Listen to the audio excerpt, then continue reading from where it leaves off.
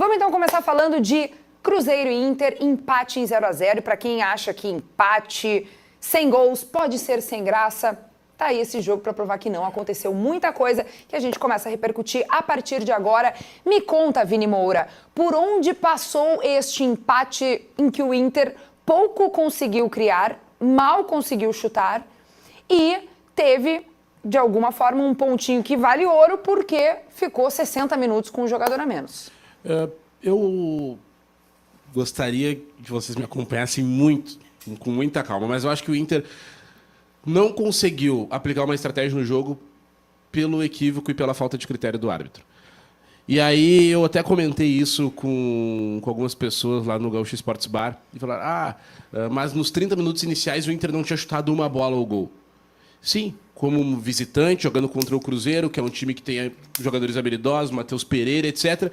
Cara, o Inter teve um jogador expulso e isso tirou qualquer possibilidade do Inter de aplicar qualquer estratégia. A gente não sabe, podia ser que o segundo tempo do Inter fosse um outro jogo, o Inter pensasse em colocar o Alan Patrick, né, colocar o Valência de outra forma no time. Enfim, o Inter perdeu muito poder ofensivo com a expulsão, né, porque tem que abrir mão de um jogador lá da frente, e isso prejudicou muito qualquer planejamento. Então, por mais que o Inter não tenha atacado durante 30 minutos até ter o jogador expulso, a expulsão desse jogador tirou qualquer possibilidade do Inter no jogo. E por isso que foi um grande jogo de superação do Inter. E tu acha que foi injusta a expulsão? Foi injusta.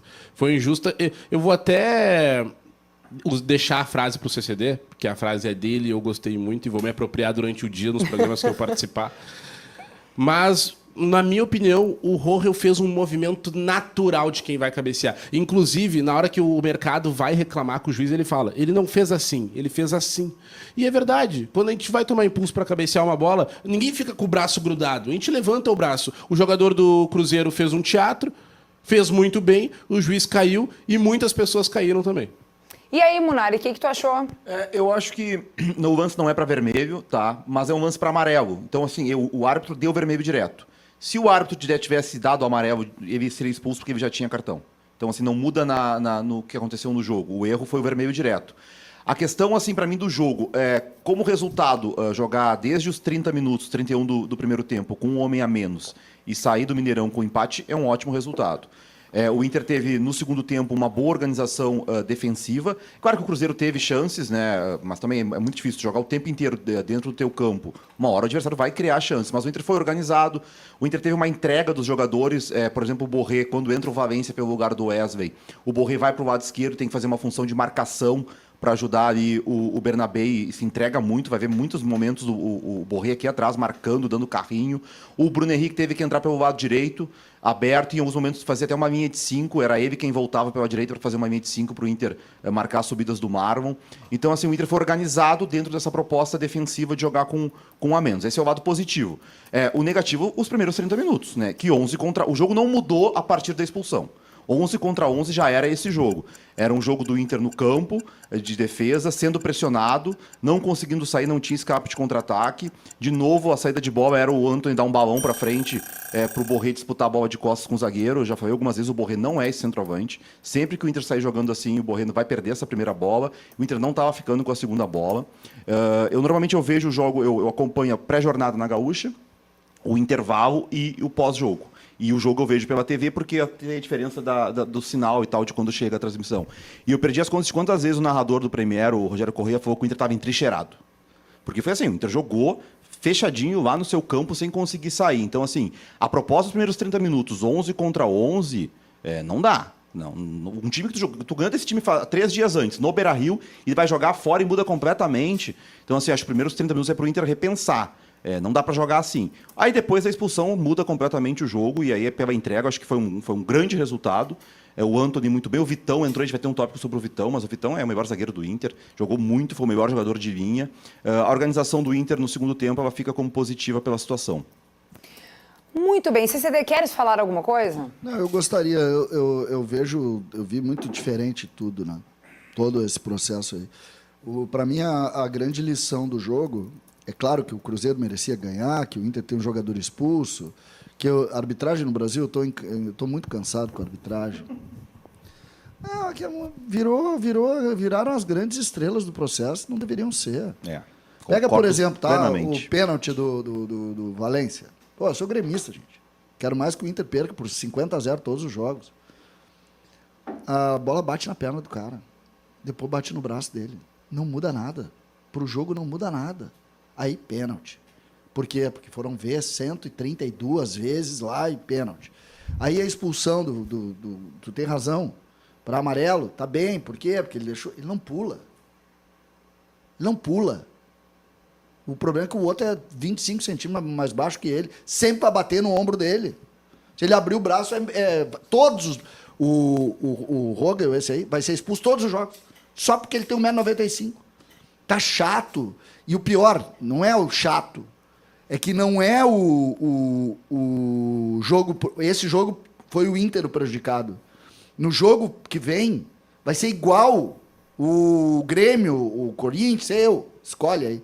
Tu não sabe o que vai acontecer. Tu não tem a mínima ideia. É uma barbaridade a arbitragem no Brasil. Então segura mais um pouquinho, porque o nosso próximo tema é justamente isso, depois eu só a arbitragem. quero falar do jogo. Do jogo. Pra mim, era esse o teu tempo, né? De tu ter falado do jogo. A grande mensagem do jogo. Atentem-se a isso. Perna. Físico. O Inter jogou contra esse time aí. E o Inter passou por cima desse time no último jogo. Esse time vinha de 2 jogos na semana. O Inter passou uma semana descansando. Ontem o Inter jogou 3 dias depois, 4 dias depois, contra o mesmo time. Não passou. Muito bem, gente. Olha só, alguns comentários que estão chegando por aqui na nossa interatividade. O Everaldo Gobetti de Matos diz que esse árbitro de ontem deu a entender que estava com a camisa cruzeirense todo o jogo. Dilson Moura, Vini, o time do Inter jogou com 10 contra 12. Que juiz cruzeirense. E o Gildo Verli Freitas diz, Kelly, amarelo injusto pro CCD. Mas aqui ninguém questiona a arbitragem. Aqui a arbitragem é comigo, ninguém vai dizer que eu apito de um jeito errado ou não, quem decide sou eu. Aqui, arbitrariedade, né? Não, tô brincando. Mas não foi injusto não, gente. Às vezes a gente precisa dar uma amareladinha ali pra dar um sinal de luz, né? No cara que tá se prolongando demais aqui no tempo. Nosso próximo assunto por aqui é o seguinte, a atuação do árbitro que o CCD já antecipou, já encaminhou os comentários por aqui. O Roger Machado reclamou bastante do juiz e a gente tem até um vídeo de um momento mais quente do Roger fazendo a sua reclamação. Vamos ver. Que lixo! Lixo de arbitragem! Lixo! Vergonha! Perdeu a paciência, né? O comandante colorado, Roger Machado, chamou de lixo essa arbitragem do Bruno Arleu de Araújo. O que vocês acharam? A gente já mais ou menos indicou que ele teve erros e tudo mais. Teve uma questão ali também da CBF que eu acho que a gente pode repercutir, né? Que avisou pouco tempo antes do jogo que somente o capitão poderia falar com o juiz. E a gente viu a abraçadeira passando de braço em braço. Tem tópico sobre isso mais adiante, mas vamos falar um pouquinho da atuação, então, do árbitro. Não, a arbitragem no Brasil como um todo é um lixo. Né? É muito ruim a arbitragem brasileira. É a pior disparada entre as grandes ligas. É só ligar a TV no final de semana e ver Premier League, ver Campeonato Espanhol, ver italiano, ver inglês. Eu falei inglês, Premier League, inglês é o mesmo, né? Ver o alemão, ver o português, que não é grande liga, mas, cara, é impressionante como eles são ruins. É muito ruim. E esse lance do Valência, o procedimento do VAR ele é escandaloso. Porque tem esse lance do Valência, aí a bola continua e o Antony cai. O Antony fica 4 minutos no chão. Depois que o Antony levanta, aí o VAR chama o juiz. Em vez de aproveitar o tempo que o goleiro estava caído para já chamar o juiz, para o juiz ver o lance, eles perderam 4 minutos com o jogo parado, com o goleiro no chão, para depois chamar o juiz. Tu olha esse lance. Foi muito tempo, tu olha gente. esse lance do Valência, tá? E no primeiro lance tu vê que... Tu olha esse lance do Valência e tu lembra que o lance do Yuri Alberto, aquele jogo contra o Grêmio do Corinthians, não foi pênalti. Foi muito mais... Não é muito mais, né? Tem até a dúvida se ele tá ou não dentro da área, né? Porque ele tá em cima da linha, ali, onde tá o braço. Acho que ele tá, porque ele tá virando pra trás. Mas assim, não interessa, eu tô dizendo... Cara, eu joguei futebol, tem algumas coisas assim... Cara, a bola bateu na mão do cara e parou nele. Parou nele, ele saiu jogando. Completamente diferente. A bola segue lá, cara, o lance, sabe? Tá demais, cara, tá chato. E o pior, que é pra mim o que mais me preocupa, não é ele ter dado pênalti aí que me preocupa. Não é isso. O que me preocupa é que eu não sei como é que eles vão ver o próximo jogo deles, entendeu? Quantos lances iguais a esse tu viu que os caras não deram pênalti? É que é impossível a gente não fazer o paralelo, né? Se o pênalti do Yuri Alberto É isso. não foi marcado E esse foi... e esse cara, foi, não faz sentido. Alguém Não que, tem um que erro, e não que um erro Não, justifique o outro. Não, eu não tô dizendo isso. Mas é porque usaram algum critério para não dar aquele pênalti. E, cara, não dá. Não tem E aí, cabimento. nesse lance, tu não consegue usar esse critério, é loucura. E outra, eu vi gente falando Aquele que... lance, lembrando, né? É um cruzamento, o cara tá com a mão assim, ela bate na mão e vai pra escanteio. Não, ele afasta a Ela bola. afasta a bola. E aí, nesse lance, dizem que o movimento do Ener Valencia não é natural. Cara, É que não dá pra ter certeza. Não, Essa mas imagem é que tu não assim, tem Munari, certeza se foi Munari, braço peraí, ou foi perna. Tipo assim, todo mundo aqui jogou bola em algum momento da vida. Cara, não existe tu fazer um movimento de domínio sem tu levantar Fechar o os braço. braços. Uma coisa é pra defender, que nem o zagueiro faz, põe a mão pra trás. Agora, Ele tenta dominar a bola. Cara, esse é um uma movimento bola- Esse é um natural, ponto, esse é um Ah, ponto que o Vini fala e que o CCD fala, que é a questão do entendimento do jogo do árbitro. caras nunca jogaram Não é futebol. um lance de bloqueio, é um lance que ele tenta dominar a bola.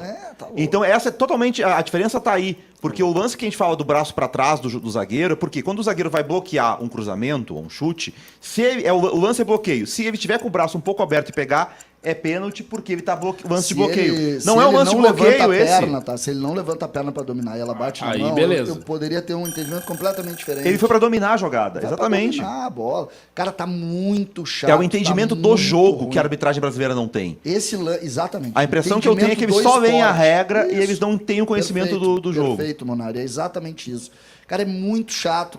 Porque o pior de tudo é que tu olha esse lance e aí tu vai no jogo que vem, tem um lance igual a esse, Bom, vou dar um exemplo do lance. A gente falou do Irobel, outro lance, eu não queria citar o Grêmio aqui. O lance do Diego Costa contra o Vasco. Que o cara segura a bola aqui, a bola cai nele e ele sai jogando. tem o gol do Atlético Mineiro esses dias. Isso, é isso, cara. Teve um gol do Vasco contra o Fluminense que a bola bateu na mão do. tudo E aí não bem, tem discussão. Mas tu lembra do gol não é gol, né? É um lance do Diego Costa no finalzinho do primeiro tempo, que ele vai passar pelo zagueiro e a bola o zagueiro tá com a mão assim, a bola para. O juiz não deu pênalti. E o primeira juiz não dá rodada. pênalti, lembra? Cara, é um negócio muito, mas não é muito mais. É 300 vezes mais que esse lance. Os caras não deram. Aí tu começa a olhar e dizer o seguinte, me desculpe, quando tu dá um lance assim, não dá um lance assim, eu tenho que desconfiar de ti. A arbitragem brasileira hoje ela é um ponto de interrogação e uma desconfiança que é nojenta, tá? Que é nojenta. Então, vamos em frente. Eu cada vez mais, tá? Cada vez mais eu tô com a sensação de que vão estragar o jogo. Já estão estragando, né? Mas vão terminar com o jogo, vão diminuir o engajamento de um esporte maravilhoso por causa desse tipo de situação. Muito bem, alguns comentários que estão chegando por aqui na nossa interatividade. O Marlon Mendes. Atlético e São Paulo ontem teve o mesmo lance de bola no joelho e bate na mão do jogador do Atlético. Não pênalti, mas a arbitragem nunca vai ter um critério.